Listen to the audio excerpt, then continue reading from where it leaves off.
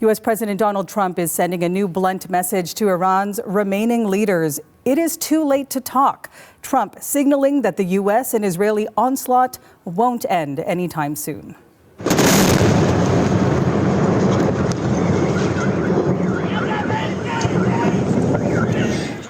Let's look at Tehran this morning. Israel again taking part in the attacks on that city and across Iran.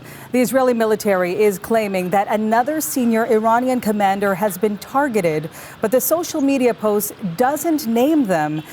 We do know that airstrikes have killed many of Iran's top government and military leaders. Trump is warning the regime that a big wave of attacks is still to come. Whatever the time is, it's okay, whatever it takes. They said, oh, well, if the president wants to do it really quickly, after that he'll get bored. I don't get bored. There's nothing boring about this. The hardest hits are yet to come from the U.S. military. The next phase will be even more punishing on Iran than it is right now. I said it could be quick and decisive. It may take some time, but it's not going to take years. It's not an endless war.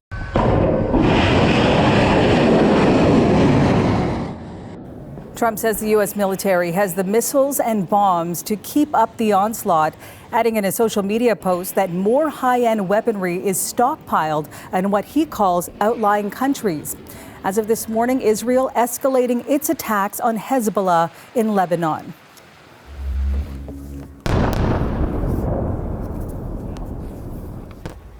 Israel's military says a new airstrike into Beirut targeted remaining Hezbollah commanders. The Iranian proxy force lost much of its leadership in the fighting with Israel that ended more than a year ago. Israeli troops are also making a new push into southern Lebanon. The Israeli defense minister says the incursion is aimed at stopping rocket attacks on Israel by seizing ground to push back Hezbollah. More than 80 communities in southern Lebanon are under evacuation orders from the Israeli military. And the UN Refugee Agency says at least 30,000 people have already fled their homes. Iran's foreign ministry is leveling criticism at the U.S. this morning over the killing of Ayatollah Ali Khamenei. He was living in his home. You have to ask this question from the aggressors who dared to attack Iran and attack his compound. The spokesperson went on to ask whether Iran's school children were a threat to the U.S., referencing the bombing of an Iranian primary school that killed dozens of girls and school staff. The UN is now calling for an investigation into that attack. We aren't able to get a reporter into Iran, which is why Briar Stewart is covering this now from Van, Turkey. Briar, take us through what's happening. Yeah, so the UN Office for the High Commissioner for Human Rights is calling for a thorough and impartial investigation into this strike on the school. And this is a strike that happened on Saturday, so in the early hours of the operation launched by the U.S. and Israel. And it hit a primary school in the city of Minab. It is in southern Iran. It is close to the strategically important Strait of Hormuz, where we know is a critical shipping area, and a number of ships are stranded there right now. And because it's so difficult to verify the information on the ground in Iran, not only because reporters are heavily restricted from going in there, but also there's a widespread internet outage.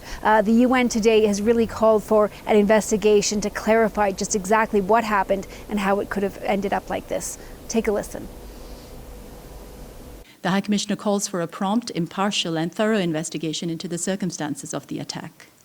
The onus is on the forces that carried out the attack to investigate it. We call on them to make public the findings and to ensure accountability and redress for the victims. If attacks are found to be directed against civilians or civilian objects or indiscriminate attacks, they are serious violations of international humanitarian law and may amount to war crimes. On this specific incident, we don't have enough information to make a factual determination of what happened.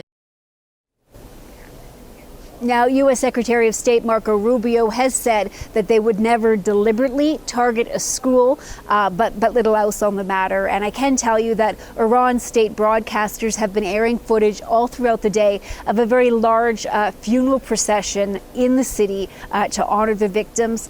As I said, it's footage that the broadcasters are putting out, but you see small coffins being passed over the crowd. And what the state broadcaster is reporting is that 160 students were killed in the strike. Breyer, you have been reporting from that border crossing at the crossing at Iran and Turkey, where those two countries meet. What have you been hearing from people fleeing Iran?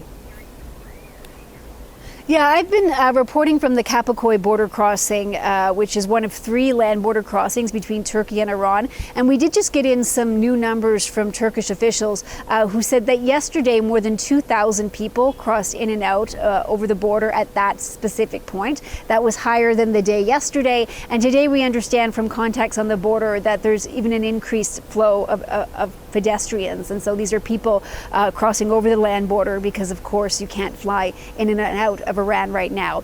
I will say, being at the border and speaking with Iranians there, as well as Iranians in this city, in Van, have told us a lot of cases that they're not comfortable speaking publicly, having their name or image out there. But some people do want to talk. They want to talk about the situation on the ground in Iran, particularly in the capital, Tehran.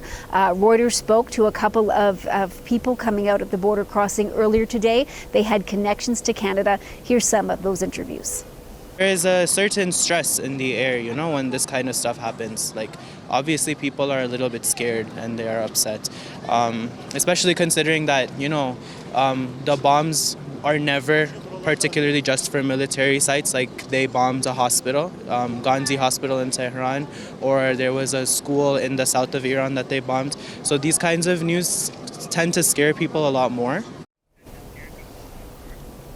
And I can tell you from people that we have been speaking with, they've talked about how the capital is on high alert. A lot of shops are closed. People are sticking close to home. And in terms of the border itself, the Canadian Embassy here has sent a small team to this area to monitor the border. They say there's no issues right now in terms of Canadians having problems coming out of Iran, but they have a team here on the ground in case the situation further develops. Also developing this morning, Breyer, the fact that there are mass evacuations underway in Lebanon. We know that Israeli ground forces pushing into southern Lebanon as we speak. So what more can you tell us about what's unfolding there right now? Yeah, this is a significant escalation, and this just really restarts a conflict that had been put on pause with the ceasefire that was negotiated back in the fall of 2024. What Israel says it's targeting Hezbollah sites, so command centers, weapons storage facilities, and they've ordered the evacuation of more than 80 villages and towns in southern Lebanon. Israeli troops are pushing in. Israel says it's seizing strategic high ground in order to protect Israeli communities near the border.